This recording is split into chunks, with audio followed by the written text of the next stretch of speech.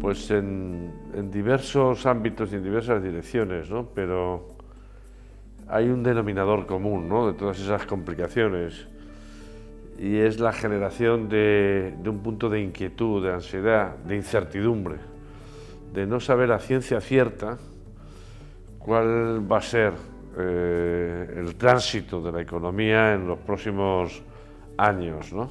Yo creo que estaríamos de acuerdo en que las generaciones actuales viven con un punto de mayor incertidumbre que las pasadas, que lo tienen más complicado, que la garantía aquella que teníamos la generación mía, por ejemplo, de que íbamos a vivir mejor que nuestros padres a poco que nos esforzáramos, es una garantía ya no generalizada, ¿no? Que el mundo se puede complicar la existencia y que la puede complicar no episodios extraños, sino que dentro de las grandes potencias, en el seno de la presidencia de los Estados Unidos, se puede generar un factor que altere las reglas del juego, ¿no? Y que al día de hoy condicione la inversión, ¿no? No se sepa muy bien un empresario normal si tiene que apostar a este sector o a este otro, si tiene que invertir en mayor o menor medida, porque se puede encontrar con un tuit de un presidente de la economía más poderosa del mundo, de la economía que ha definido en el pasado las reglas de juego, que está ahora cuestionando esas reglas de juego, ¿no? Eso nunca habíamos visto, que la presidencia estadounidense, que en 1944 sentó en la mesa de Bretton Woods,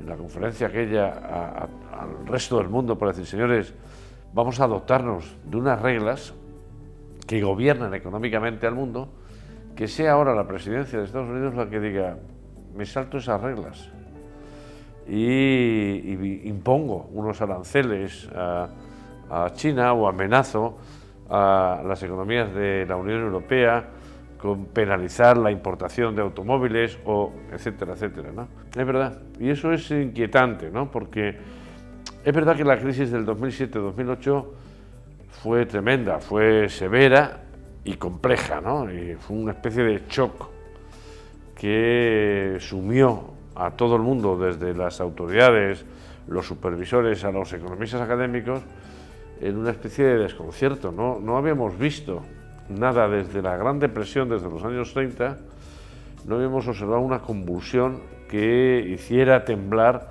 aspectos esenciales del sistema, en el mundo económico y en el mundo financiero, ¿no? Pero de esa crisis no nos hemos recuperado del todo. Desde luego hay segmentos de la población que no tuvieron que ver nada en la generación de esa crisis, que siguen pagando parte de las consecuencias de aquella crisis. Los salarios son menores, la estabilidad en el empleo es menor. No estoy hablando solo de España.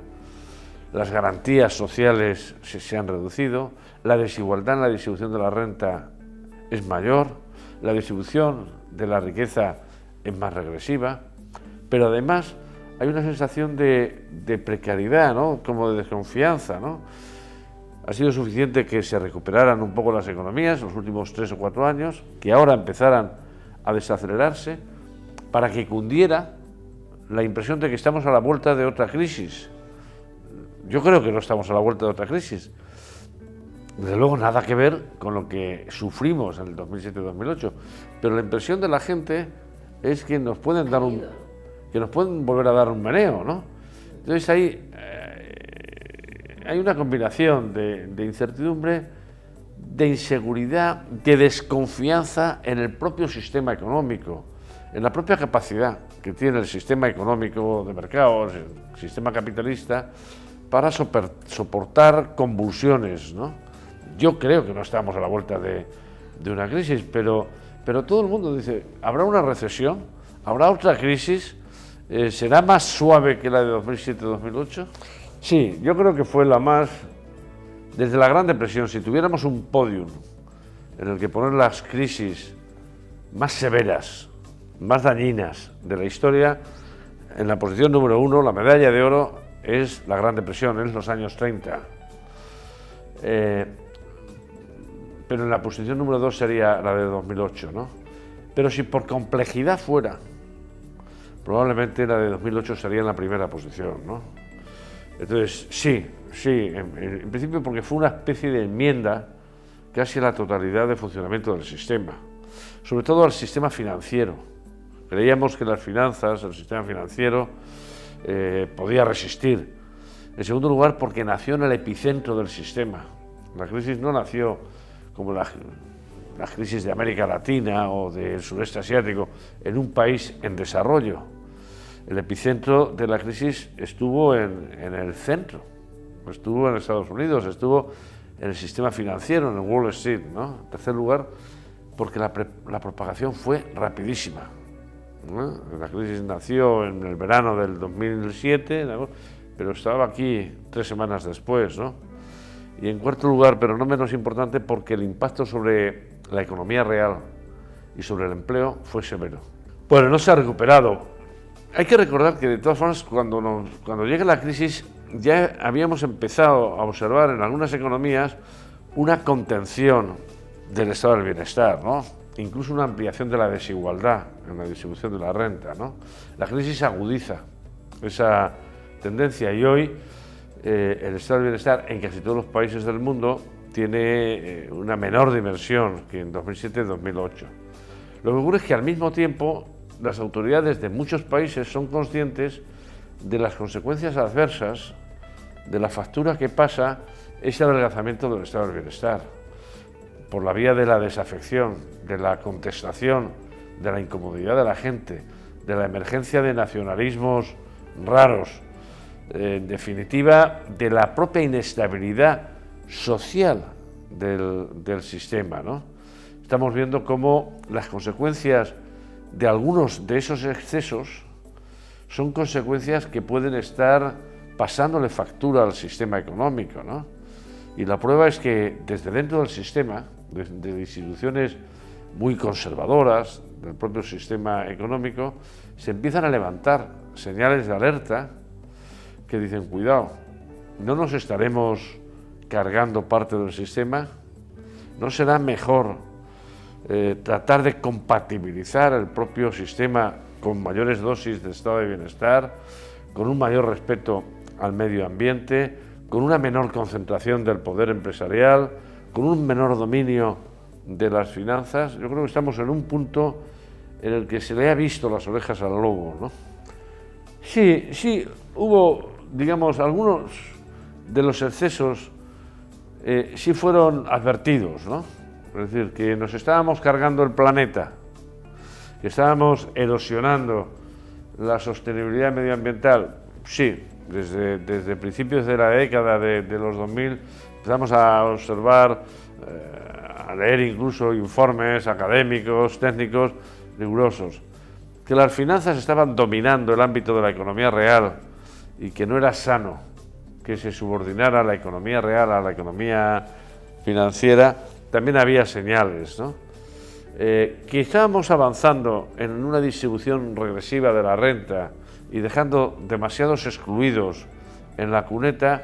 Bueno, algunos académicos lo habían señalado de forma aislada, pero yo creo que no fue hasta que no convergieron buena parte de esos excesos en la crisis del 2008, cuando se orquestó esa especie de tormenta perfecta que fue la crisis, cuando se le vio las orejas al lobo. E incluso después, ha sido relativamente hace poco, ¿no? Ha sido hace apenas 3 años cuando algunos operadores financieros han empezado a sugerir que no van a invertir en empresas insostenibles, ¿no? Ha sido el último Foros de Davos, cuando ha dicho, nosotros somos más socialdemócratas que los socialdemócratas. Ha sido este verano cuando la Business Roundtable dijo aquello de, bueno, hay que compatibilizar la persecución del máximo beneficio con los intereses sociales, no podemos enfrentarlos, ¿no? Ha sido también hace apenas 2 años cuando Warren Buffett, una de las grandes fortunas mundiales, y Bill Gates dijeron, oye, igual no nos tiene que importar pagar más impuestos si seguimos siendo los reyes del mambo, ¿verdad? Porque cuidado, a ver si por ahorrarnos unos impuestos y por no transferir parte de nuestra renta y de nuestra riqueza a los más excluidos, nos vamos a jugar aquí la viabilidad del propio sistema, ¿no? Yo creo que es ahora, ¿no? Cuando se ha advertido eso que tú dices, ¿no? Yo creo que se tiene que afrontar asumiendo que a los mercados no se les puede dejar solos, ¿eh? Que las instituciones son importantes, que la regulación del sistema económico es necesaria. Había una presunción en los años de excesiva complacencia que derivan en 2008, y es que los operadores de los mercados se podían autorregular, se podían conducir por sí solos, ¿no? Que no iba a haber grandes accidentes, ¿no? Bueno, por muy buenos conductores que sean, a nadie se le ocurriría ahora mismo decir que la conducción tiene que ser autorregulada. No, tiene que haber un código de la circulación y además tiene que haber una supervisión estricta, ¿no? Yo creo que eso es una de las conclusiones de las autopsias que se han hecho a la crisis, que se han hecho en los últimos 20 años, ¿no? En Estados Unidos ha habido comités bancarios que han analizado las consecuencias de la crisis, ¿no? Y una de ellas ha sido, bueno, no, autorregulación no. El propio Alan Greenspan, que fue presidente de la Reserva Federal, dijo, mea culpa, yo confiaba, creía que la madurez de los bancos de inversión, de algunas compañías de seguros, era tal como para que fueran capaces de conducir, de gestionar, de controlar bien los riesgos. No es verdad. Una de las consecuencias es esa erosión de la confianza, de la identificación en el propio sistema, en quienes lo protagonizan, en las autoridades que lo supervisan, etc. Estamos en esa situación. Volvemos un poco al principio, cuando hablábamos de la incertidumbre, de la inseguridad, de la vulnerabilidad, de la falta de confianza, en última instancia, de que el sistema sea capaz de garantizar algo tan básico, pero tan necesario como la igualdad de oportunidades, algo como la compensación al esfuerzo. Si yo me esfuerzo, yo puedo encontrar una compensación vía progreso. Por eso estamos viendo las reacciones que estamos viendo, por eso instituciones muy conservadoras como el Fondo Monetario Internacional, como el Banco Mundial, como los bancos centrales, están haciendo ahora votos por mejorar la toma de decisiones.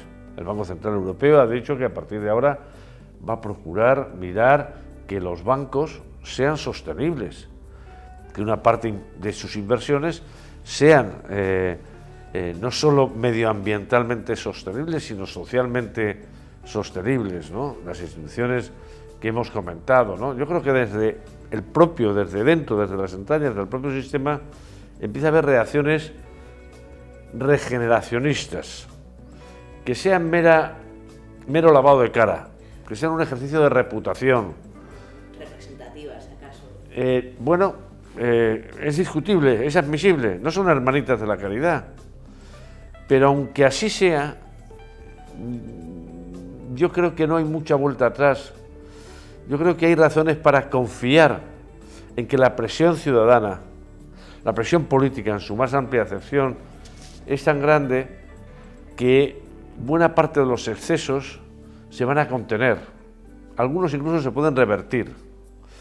Es verdad que no vamos a ver progresos al ritmo que quisiéramos en la lucha contra el cambio climático o en la reducción en la desigualdad, etcétera, etcétera, ¿no? Pero yo creo que la presión ciudadana es muy grande. Los nuevos inversores, los inversores jóvenes, ya no invierten de cualquier manera, ¿no? Se han hecho estudios en Estados Unidos donde ves que inversores de menos de 30 años miran quién es quién en las empresas en las que van a invertir, qué credenciales tiene esta empresa, cómo cuida, integra o no integra, garantiza la igualdad de género o no, hace cosas de trabajo, de explotación infantil en los países en los que está o no. Las sensibilidades han cambiado, afortunadamente, están cambiando, ¿no?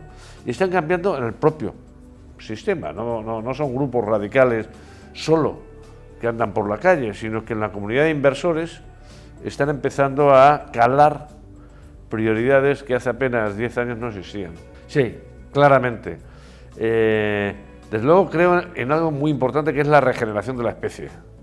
Creo que la gente efectivamente es consciente de los desmanes, de los excesos, de esas disfunciones del sistema. Pero creo también en el progreso tecnológico. El progreso tecnológico es otra de las vías inquietantes, ¿no? Amenazantes en cierta medida. La robotización creciente puede tener unas consecuencias excluyentes en algunos casos, ¿no? Pero creo que vamos a ser capaces de utilizar el progreso tecnológico en la buena dirección, ¿no? Lo único que hace falta efectivamente es que seamos conscientes de que dejar a gente en la cuneta no es rentable. No es rentable, no nos interesa, pero no, insisto, no por razones humanitarias o ideológicas, etcétera, ¿no? Sino porque al sistema económico, a la prosperidad general, no le interesa que haya exclusión, o por lo menos que haya exclusión en la medida en que lo hemos observado hasta hace poco, ¿no?